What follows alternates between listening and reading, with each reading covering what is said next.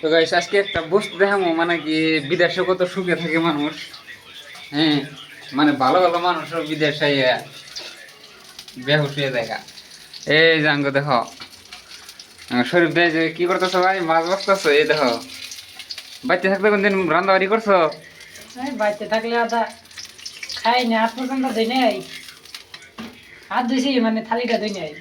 ও তো গাইস দেখো, আর এখন বিদেশ আইনে নিজের রান্ধন লাগে, দেখছো কি? মানে বাড়িতে ভাত না বেড়ে দিলে ভাত খাই নাই, সারাদিন ভাত বাইরে না দিতে পারছে না মা, আর ভাত খাইতাম না। আর আজকে দেখো বিদেশ আইয়ে এই রান্ধন লাগে। এই মাছ ভাজতে মাছ ভাজে কেউ করে তেল কথা দিছে, দেখছো কি? দেখো এই যে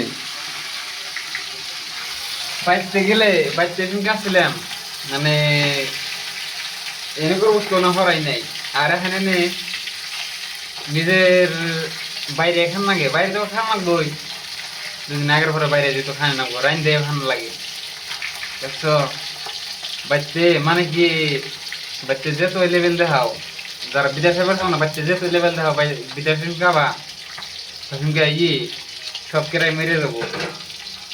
বাচ্চা থাকতেও জীবনে ভাতের মধ্যে আর তো দিন নাই, মানে কতদিন অল্প এলে বাচ্চা নাই ভাত প্লেটে নাকছে।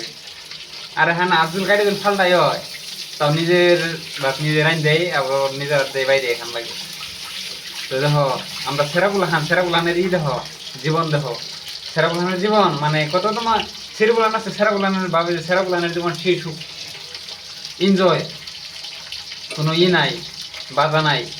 অথচ কত যে কষ্ট, এটা আর কেউ বোঝা। বিদেশ কাটে ভাই, তার কাছে দিব জীবন কি এরকম জীবন ভাই এই জুড়ে হাবিয়ে গেছি আমরা, আর তো জীবন পইরে রয়েছে, জীবন এই জুড়ে হাবিয়ে গেছি। তো দেখো বাস্তবতা কি, আসলে বাস্তবতার বিষয়ে কিছু কবা না? বাস্তবতা বলে কোনো বস্তু নাই। বাস্তবতা এটাই যে নিজের কামাই নিজে করে খান রাখবো, নিজে রান্না বাড়ি নিজে খান রাখবো। যারা বিদেশ কাটে তাগো বাস্তব বিলা মানে এটাই, তাগো বাস্তব এর উপরে কোনো বাস্তব নাই।